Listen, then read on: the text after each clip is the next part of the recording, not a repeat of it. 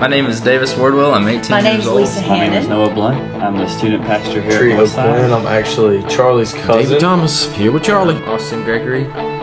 Thank you for having My me. name is Donovan My name is Jones. Micah Aver. I'm a student at Lounge High All School. right. Well, Mr. Charlie, you're going to lead us out here tonight on your Young Minds podcast.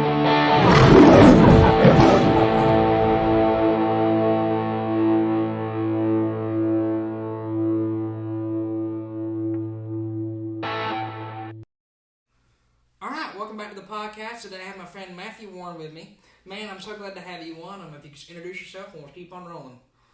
Hey Charlie, I'm Matthew Warren, and I'm going into VSU. I just graduated from Lowndes County, and I'm thinking about going into ministry. Sweet, bro. So, when it comes to your story about how you came to Jesus, like, how did that happen? Because it didn't just happen overnight. So. Oh yeah, D-Now, man.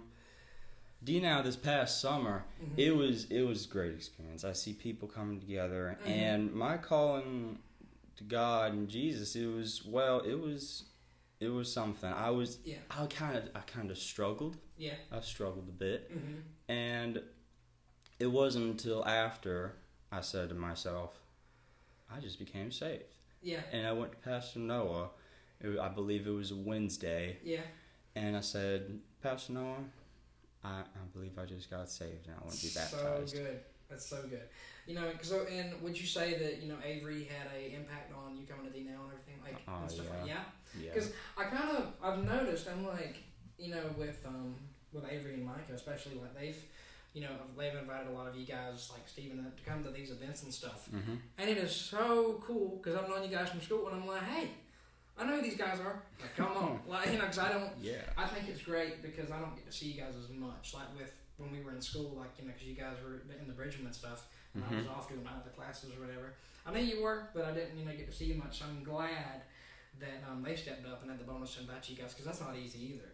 Yeah. Just to, invite somebody to a big event. But look what it did. You got saved at D-Now, bro. Look where we are now, Yeah, man. man. So, when it comes to, school and everything like that, like the Georgia Bridgman, what did you play, and what was your experience like in the Georgia Bridgman when you were in? Oh, the Bridgman. I was in percussion. Man, we were a little too loud and proud. But I was first year I was in, that was COVID year, man, and it added so much stress in the Bridgman, and we wanted to add more people, and that led Dr. Grant into wanting to add a cymbal line, a crash cymbal line, marching. We said, well, that's new. Yeah. And he hired a guy to do it too, teach us flips and everything. What? And it was an experience for probably only summer camp during that time in the Bridgman. Yeah. And it just wasn't that good of an experience. Yeah. For crash cymbals and Right, yeah. But then now sophomore year kicked off, everything was getting better, COVID started to calm down a little bit. Still had to wear masks and everything, and now I'm on the bass line, man. Yeah. I got all the they people would call me the downbeat of the band. What?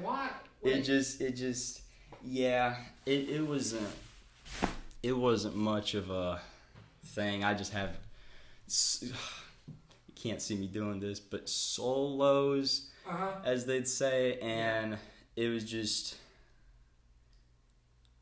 That sounds funny. That sounds really, really funny. Like, I won't lie. And I can tell, because it's one thing that was always a treat, because, of course, on Fridays, on football nights, we get to see the Bridgman, every Friday. Yeah. Well, I'm sitting there thinking, like, when you guys would go to competitions, shows, whatever, parades, whatever it is, I know those are rough, but I think it's so cool for so many people because they're like, man, this is a high school band that's about as big as, it's as big as the Georgia band up in Athens. Yeah. And it's made out of high school students. And the fact that you said you get to be a part of that is so cool, and I know you've met some really awesome friends in it. I know a lot of them. Football, it's crazy, the football teams, man. Yeah. When we got a the percussion and the tubas, we got to stand in front of the concrete crazies, and we just play chop. And that's when the football games really kick off. So when it comes to the instrument you played, though, what got you interested in that instrument? Like, Well, at first I didn't really care. And then Dr. Grant said, hey, hop on that. And because he saw everyone, I was one of the tallest people, and that was one of the main reasons he wanted me to get on bass drum. Yeah. And he saw me on there, and I kind of got a feel for it, and I'm like, I kind of like this. Yeah. I like this. This is sweet. And then once I actually started playing bass drum, you'd think I'd say something like, I love this. No.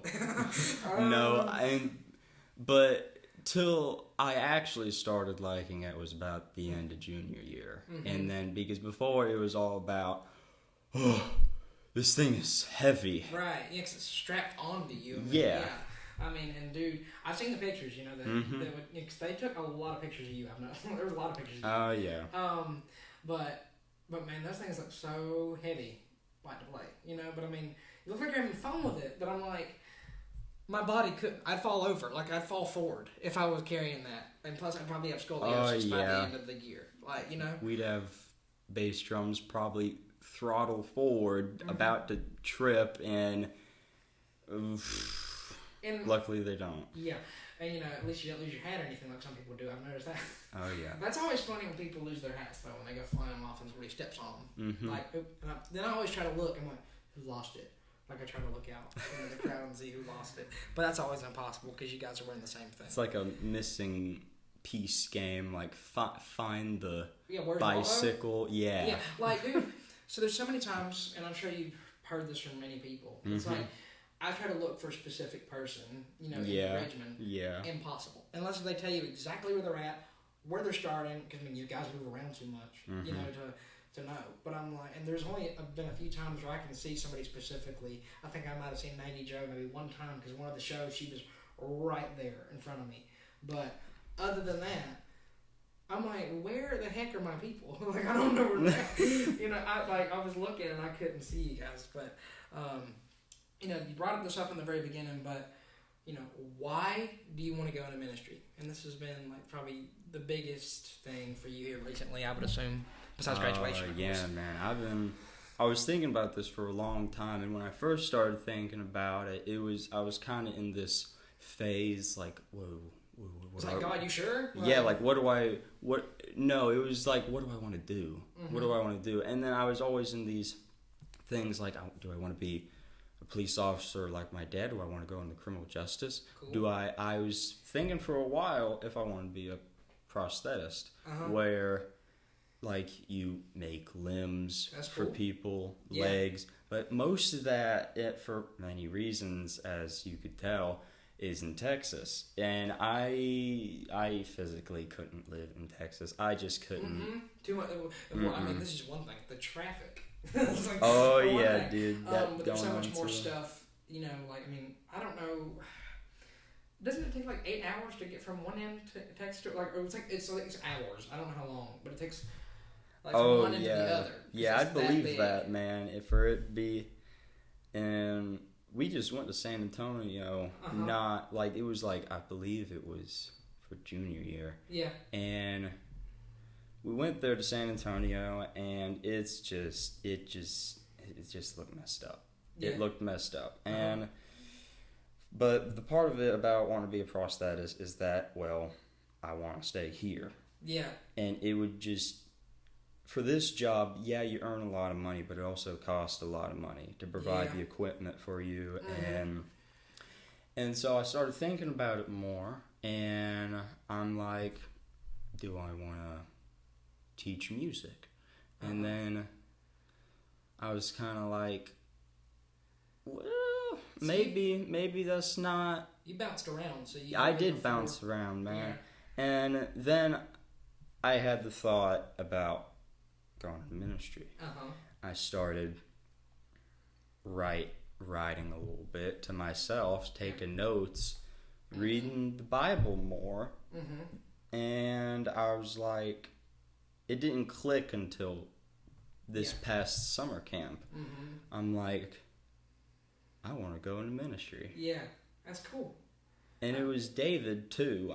David Williams. It was inspiring. It was the way he was preaching. He's good. And hey, I've just some insider, because I'm talking with Gavin earlier. He's preaching on a Sunday morning. So Really? yeah, from unless he read it wrong, he's preaching on a Sunday morning. So I'm excited for that. I know you are too. It sounds like. Yeah. Because his messages are so dynamic. You know, and I've actually sat down in this exact room and interviewed him. And man, he blows me away. And he's an awesome resource to use when you're going into ministry like that. Oh yeah. With his connections with the college ministry, which is what you're going into, and of course all the pastors, Noah and Will and everything. Yeah, we've been You've hit meeting the together. jackpot. When it comes to help, when it comes to questions and everything like that. Because I know you're gonna have them. Because why wouldn't you? This is a new thing. Oh that you're yeah, jumping man. into. But man, I'm rooting for you though. It's like when I heard that, and tell me if I'm wrong. Like, tell me if I am. Yeah. But it's safe to say that you kind of used to be kind of quiet. You've kind of opened up a lot more. Oh yeah, dude. Yeah. Ever since I got saved at Dean, I at first I kind of got tested a little bit. I was thinking like, oh God, what's happening to me now? And then now you're a lot more now that I committed to this. Committed, and I'm just like, God, thank you. And I'm just and because I say that only because we've had some classes together. Oh yeah, and I was thinking, I was like, this is great that he wants to go into ministry, but in the back of my head I was thinking he's gonna have to be a bit more extroverted because again I didn't know at the time how God's changed you in terms of that way about talking to people and everything. Yeah. But I was thinking, I was like, okay, this is cool. He's taken probably Matthew out of his comfort zone a little bit and put him in ministry. I was like, this is cool. Awesome, man. Go God. And then, of course, recently, yesterday, at the time of recording this, you got up and proclaimed in front of a packed house of the church at a 10:30 service. Hey. Yeah. I'm going into ministry. Yeah, Pastor Noah said, let's go talk to Pastor Robbie about this. And we didn't really talk about it at the time because it was right at the end of the service. But Pastor Robbie said, well, we need to make that public. And I said, all right. And then that just so happened to be in the July 4th service. Yeah. And it was a packed ton. And I was thinking, like, do I want to do this Sunday? Yeah. But I was like, God, you're with me all the way. Hey, and if you were to start to hyperventilate, I'd run up there and help you. But I don't know what I would have done. Yeah. Being honest. But that was really cool. It's like I know that Noah's proud of you. Because he's like, man, that's one of his youth students. He's having to help. He's getting to help guide. What a mentor he is, and not just in, because he's helped me with media stuff. I've helped him with that last summer. He's like a jack of all trades. He can do some media stuff. He's got the knowledge for a pastor. Like, it's like, bro, God's blessed him in so many variety of different ways. And man, you've got the heck of a mentor to look up to for ministry. So, we've kind of discussed it, but so you kind of want to take the same route that he does, right? When it comes to what type of ministry you want to do. Because there's all different types. So kind of explain that a little bit if you don't mind. Yeah, like Pastor Noah, it just so happened to be that I also want to start out as a youth minister. And I want to work my way up and then probably preach in the crowd in the church, be like Pastor Robbie. Sweet. So, one thing that for me, and this is always kind of, maybe Noah's rubbing off on me, I don't know. But I've always kind of had a passion for helping, the youth through something like this. Because, sometimes I get it, because I'm like this too sometimes. The youth struggle nowadays. I'm not saying they haven't in the past, but even more so than they have before, especially with, I feel like ever since COVID, nothing's been the same. Like, things have just felt different, at least in my heart, they kind of have. Yeah, I can understand that. And, one thing's for sure, and I think you've probably seen it Lowndes too, and, that we've become a lot more self-centered as a generation. Like, it's just about ourselves, Yeah, man. And there's a lot less compassion for people, which I know you have, we both do have it for, and it's really refreshing to see people like you and, others step out and, be compassionate towards others and have a heart for other people. because like I said, our generation is very self-centered. Yeah. You got to open that door. You do. You know, God will open it, but then you gotta, you know, He'll show it to you, then you gotta open it. You know, it's like the whole thing about, you know, you can bring the horse to water, but you can't make it drink. You know. But I'm so excited for you. I mean, I can't, like, there's not many words I can say, you know, to tell you how excited I am, because I'm so ecstatic to see what God's going to do. And I know you've already written a bit of a message. If you want to kind of go into that, just explain it, like, you know, what that message is about. Sure, you told me a little bit. Yeah, sure, man. A little bit, but yeah. Well, I started this in it's been about probably 2 months. Yeah. And I know that can't work when you go into ministry, but I'm just making sure that I don't want to lose people when I'm teaching it. So there's a lot of writing more, adding, and going on, and it's called All the Way. Nice. And it's for those that already believe in God and Christ, our Lord and Savior, but they want to go all the way with it. Exactly. Yeah. And if you don't mind, I'll tell you a little story that I reference from the church I used to go to, First Methodist Church. It used to be called First United Methodist Church. They took the U out. It was my dad that actually showed me this online. It was on a live stream. It was like, you gotta hear this story. Yeah. And it was by Pastor Anthony McPhail. So there's this older lady. She just started going into church. Yeah. She knows God. She's heard of Him, and she heard of the things that He can do. The old lady, after the pastor teaches his sermon, she walks up to him. She goes, "Pastor, I got too many cobwebs in my life, too much going on. Yeah. I need you to pray for me, Pastor, just too many cobwebs." Yeah. And Pastor says, "All right." And then he prays for her. But the same thing happens next Sunday. She walks up to him with more cobwebs.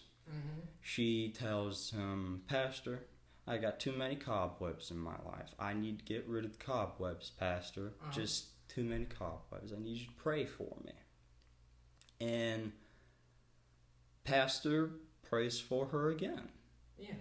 And it wasn't till next week, Pastor saw her in the service with more cobwebs in her life. He saw that he wasn't really helping her. And at the end of the service, well, near the end, the old lady walks up to the pastor. She says, "Pastor, I got too many cobwebs in my life." The pastor stopped her right there. The pastor told her, "I will not pray for you anymore. I will not pray for you to get the cobwebs out of your life." And she sat down, and he continued with the service, and he ended in prayer. "Lord, thank you for asking these people to come. Thank you, Lord, for these people coming today, Lord, for you. Learn more about you, God. And Lord, I ask you to put your hand on this lady, Lord. Ask her not to get rid of the cobwebs of her life, but to get rid of the spider." That's good. And that spider, in the story, I can further elaborate this, but I can go ahead and tell you now that the spider can be anything. The spider can be anything tying you down, stress, your sin. Dude, that's so good. To your drugs, being lazy with God, just cussing, not loving your enemy, and you got to take care of that spider before it webs you up. Amen. Dude, that's such a good story. That is so good.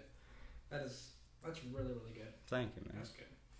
So, you know, when it comes to graduation, next week just graduated. Oh, yeah, dude. Ooh. Dude, and I was telling a friend of mine, Luke Powell, you know, 'cause he's going to be a graduate next year. I said, you know, 'cause when I was interviewing him, I said, "Man, I don't blame you if you didn't come to our graduation. He was like, why? And I was like, because it was too hot. Oh. For any, like, it was hot for us because we're sitting in that, nylon, whatever the material is, for Dude, that, yeah. the cap and gown. Yeah. And, with all of our cords and medals and all that, and it was so funny. I don't know if you looked at both sides of the stadium, but they're all doing the same motion. Just taking that paper and just fanning themselves around. Oh, yeah. But, of course, you got your plans for ministry, but, what are your plans for after graduation? Like, Well, right now I was just thinking about going to VSU and taking my core classes, and then sometime transferring to Truett, doing that online, and just going from there. And then further, Noah and the other pastors counseling me, walking me through this walk. I mean, because I'm just saying, I'm biased, of course, but man, like I said earlier, you have the best people that could walk you through this. Mm-hmm. I mean, really, you couldn't have asked for a better team to help you through, and help you guide you through it. I mean, because Noah's done the same exact thing, and he didn't. He's not done it. It's not been that long ago, and he's up, preaching Sunday night services. And so I think, and watch it. A few years' time, that'll be you. You know, you'll be up here at Northside, and, we got Pastor Matthew Warren coming up here to preach. I know, it's shocking, but it'll happen. It can. And I'll tell you one thing that shocked me when somebody said it on this podcast for me was it was kind of like that moment like you just had. Yeah. Was when somebody said, I had an international ministry with, because this can go anywhere around the world. And I was like, my eyes got as big as saucers. I was like, huh? What do you mean? It's like, what do you mean I've got an international ministry? Because I was telling about some of the places it's gone, like, to South Africa, Papua New Guinea, you name it. It's gone to places. Mm-hmm. And, that's just God working. But it was so weird to me because I was thinking, there's no way, that God has put me in this position at this point, And I feel like at some point that's going to hit you, but it's like, man, that's going to be so cool. It's like that's going to be so awesome to see you up there. Yeah, it'll happen, It'll happen. Even if it's not here, it's somewhere else. I don't know what God's going to do. Mm-hmm. I can't tell you that. Only He can tell you that. But it's going to be really, really sick. But now we're going to go into youth questions, right? Mm-hmm. So when you look at the youth today, do you see hope, or are you worried about the future? I see hope, man. I see future adult leaders taking notes and everything. Yeah, man. Yeah, before, dude, you see children. You see they're playing the game room, playing Mario Kart, playing ping pong. I can't even say ping pong, yeah. You're fine. But then once they learn about God, or once they sit down and start to learn, and they're future adult leaders taking notes. And that's one thing I've said too, especially with Mike and Avery. I really see that leadership quality on them. Oh yeah, both man. Them. Just to give an example, that we can both relate to. And I see it in everybody, really. Cause sure, they can be a little goofy, all of them at times.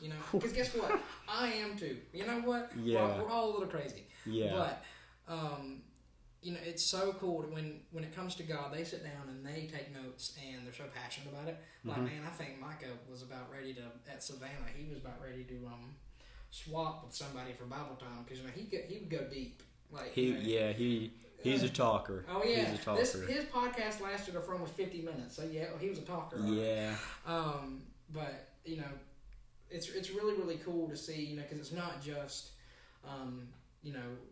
the girls taking notes. Guys are taking notes too. We're all taking notes.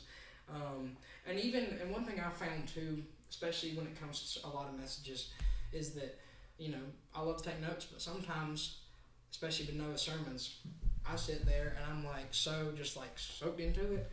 I forget to take notes, because I'm just like, okay, that was so good. Yeah, that's. I'm just so in it. Yeah, that's me all the time too. I love to take notes, but I'm not a good note taker. Me neither. No, and plus my handwriting's real messy. And so I'm like, I can't read this. And I feel so bad because my mom was getting on to me about it the other day. She, because we're sending out graduation thank you notes for all the the gifts and stuff, and I'm handwriting them. That's a problem. Oh yeah. And so she was thinking about getting, and we obviously didn't find one. But she's like, I'm gonna try to get a sticker, put on every single thank you note that says "Try to decipher this." That's just rude. That is just wrong. Oh, dude. But dude, yeah, I mean, she's not wrong. I got some really bad handwriting. Yeah. But, mine's it's not bad. Too bad. it just looks like a printer Yeah. typed it, but kind of did some little goofy things with it Yeah. too. Well, I feel bad for some teachers of mine. I don't know how they deciphered my handwriting. Yeah. But what advice would you give to someone who's struggling to navigate this world in a biblical way? Well, I'd ask them that if you believe in God, Mm-hmm. and if He was standing next to you right now, would you trust Him?